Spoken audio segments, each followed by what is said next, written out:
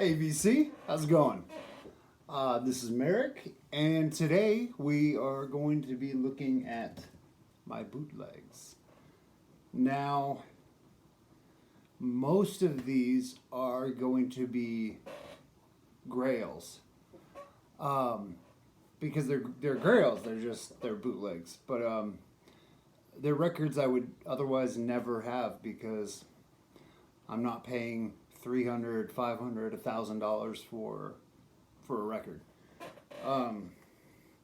Yeah, so it is hot as shit in my house, which is very cool. I like it. So let's just jump into this. I'm gonna embarrass myself more and more and more. Oh, so huge album for me. This has been the soundtrack to many psychedelic excursions. This is Tool, Enema. This was released in like 95, 96, probably 96. Like killer, huge, what is this, like progressive math metal? I don't know. But anyway, here we go. This had the singles 36 and 2. I'm sorry, 46 and 2. Enema. And was Eulogy a single? I don't know, but this thing rocks from beginning to end. This was, a lot would argue, their best album. I think it's, most people are going to say Undertow, Enema, or Lateralis. So, yeah, Great Cop from Rollin' Rex. So, Great Cop, great price. Came on green, which he always runs out of these and restocks, and sometimes it's a different color. Oh, another Grail. Alice in Chains, Tripod. This came out in like 90, early 90s, maybe 93, maybe, man, that's a dirty record. It's white and I could just see hairs on it. God damn dogs.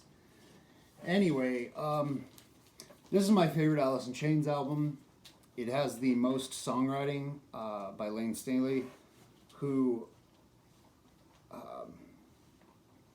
he was a tortured. He was going through a lot, and before this album, he had lost his girlfriend or fiance, whatever she officially was. She had OD'd while he was on tour, and the songwriting on this is phenomenal. There's the singles. There's Grind and Heaven Beside You. Maybe, anyway, but like the Lane songs are like Sludge Factory, Head Creeps, Goddamn, like Shamin' You Frogs, Nothing Song. They're like really, really dark songs. I remember the night we found out that Lane had passed. I got off work and I walked across the street to Hastings, which is like a local music store here. RIP. And hit their bargain bins and I grabbed it for like $5. I mean, I'd had it before, I just didn't have it. And it was, and I went home and I listened to it all night long. And I think, that was definitely the night it became my favorite Alice in Chains, but no matter how many times I revisit their other albums, that remains my favorite album. Next up, we have a live album because I'm still unable to get the albums that I want from this band. They go for a shit ton, and unfortunately I haven't been able to get boots yet. And I'm just not paying $200 or $300 for a record. So this is the Mars Volta. This is a progressive psychedelic rock band with aspects of punk and some other shit going on. They're amazing. They are really on the cutting edge. And their live shows, they bring a ton of energy, man. They're just bouncing all over the place. Another band, these guys have been plagued by loss and death. They're actually reuniting and supposed to be doing a tour and supposed to be putting out another album and supposed to be re-releasing their library. So we'll see, right? This is it's a 4-track live because they're long as shit songs. It has Roulette Dares, Drunk Ship of Lanterns, Threes. It may not even be supposed to be a Spanish word, so I don't know. And Televators. Televators was a rough one for me. It's from the De-Loused in the Comatorium album, which is a thematic album, and it tells a story of a heroin addict who tries to kill himself by shooting up rat poison and then falling into a coma. And the coma is like a wonderful, wonderful world compared to this one. And then he comes out of it, realizes life is just as shitty as it was on track 1 and 2, and then he kills himself by throwing himself out a window. And the story goes, it's while the band was practicing, not at the same location though. But it's just one of those things that, anyway.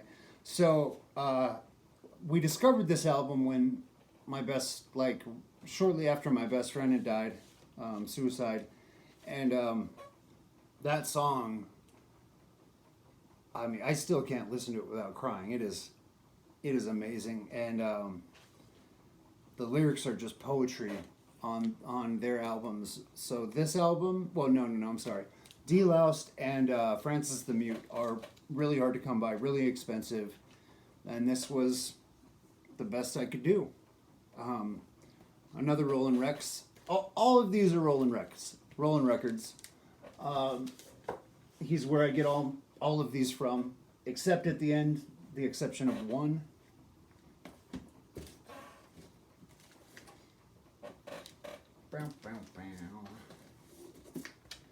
Okay, Marilyn Manson, Holywood, I'm sorry. Great album. This is on red vinyl. This goes for $300 to $400. This had the fight song, Disposable Teens, and the Nobodies, I believe were the singles. Great album. This is probably the last Manson album that I'm a fan of. And with recent news, which I'm not going to get into, it's going to be hard to listen to Manson right now, or for a while. Turns out he has some of that stuff in his past that I cannot. It's just so hard for me to get past. Yeah. So we'll see. But that was I just found out what I found out like a week ago. It was like a kick in the balls, I've looked up to Manson for a long time.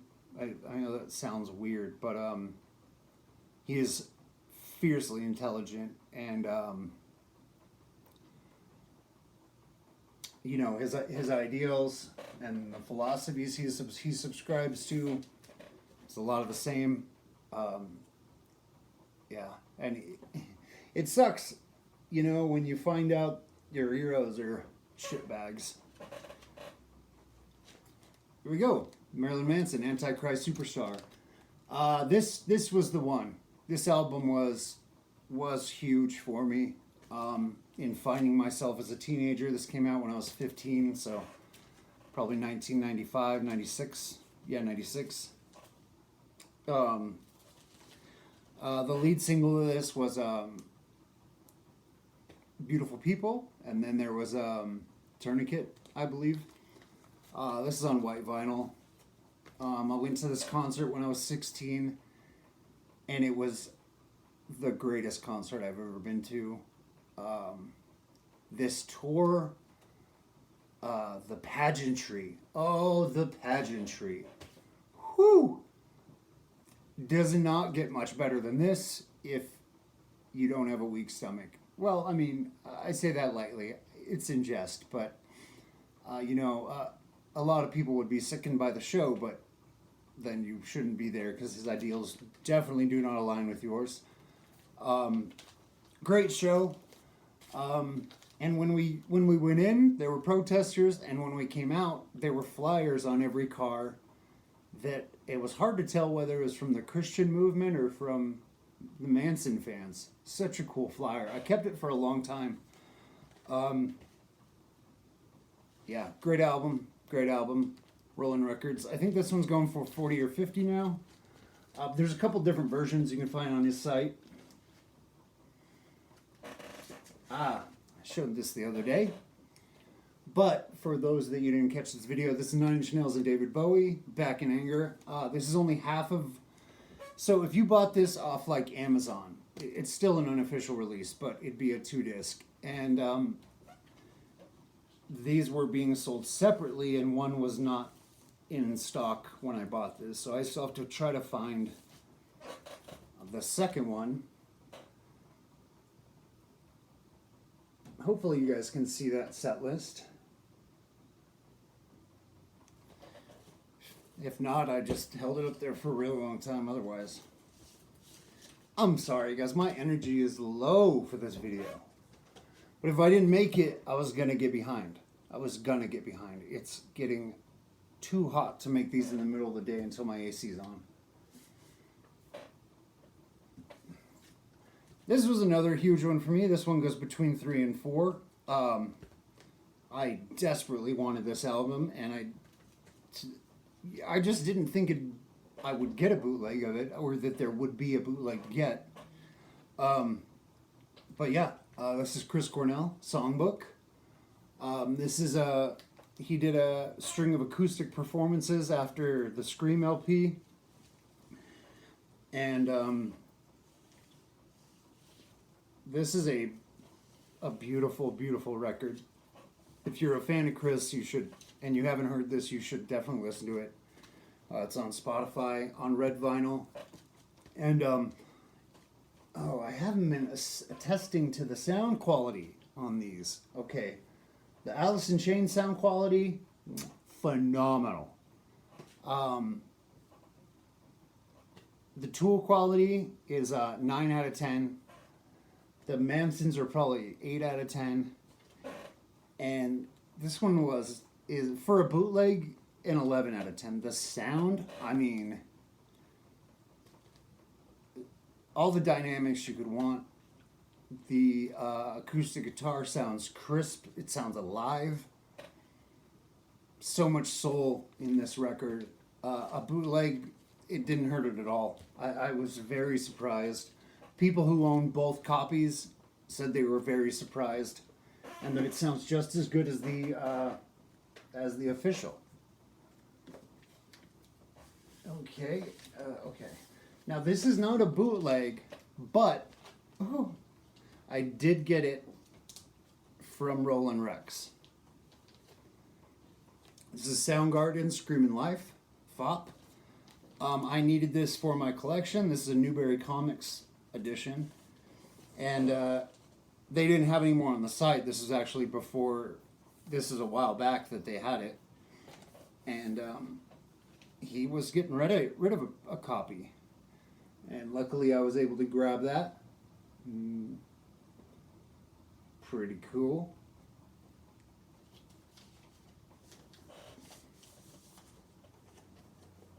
This was officially their first album EPs. This came out in '88. A very young Chris Cornell right there. Very awesome. My sticker's coming off. Gonna have to fix that.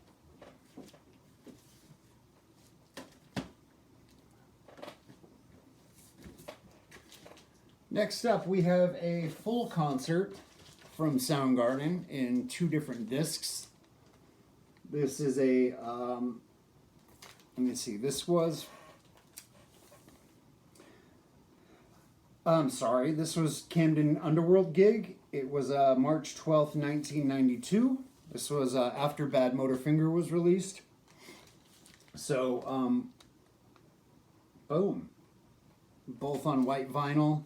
And I want to show you guys this label.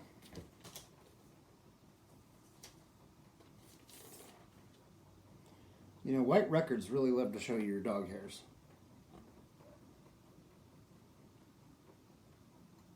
Killer label. Am I right? Yes, you are right. Whew. Again, apologies. I don't even feel like myself. It's so fucking hot. And last but not least, this is Rage, live from K-Rock. 1995. Red vinyl. Sound quality is bad. It is an audience recording, and it sounds like they were standing off to probably the left side of Tom or the right side of Tom, depending on what side of the stage he's at. Because you're getting plenty of bass, you're getting okay vocals, and the guitar is. You have to get used to the album for a minute before the guitar kind of comes up for you. Or maybe they moved. I've only listened to it twice, but yeah, the sound quality is pretty bad. But I'm happy to have it. It has a lot of tracks from their first record, which I still haven't grabbed. I keep having chances to, and I just don't, because there's something else I want to grab. I mean, Rage is one of my favorite bands, and that's one of my favorite albums. I've listened to it so much over the years. It's like I know I'm gonna buy it. It's not gonna hit my table all the time. It's just gonna be in my collection. So lately, I've been buying a lot of stuff that I want to listen to now. So yeah, that's it. That's my bootlegs. Quick, I hope. I was trying to keep this one under 40 fucking minutes because that's what we did yesterday or the other day. It's too damn long. Too long. All right, guys. So this is Merrick. Check out RollinRecords.com for all your unofficial needs.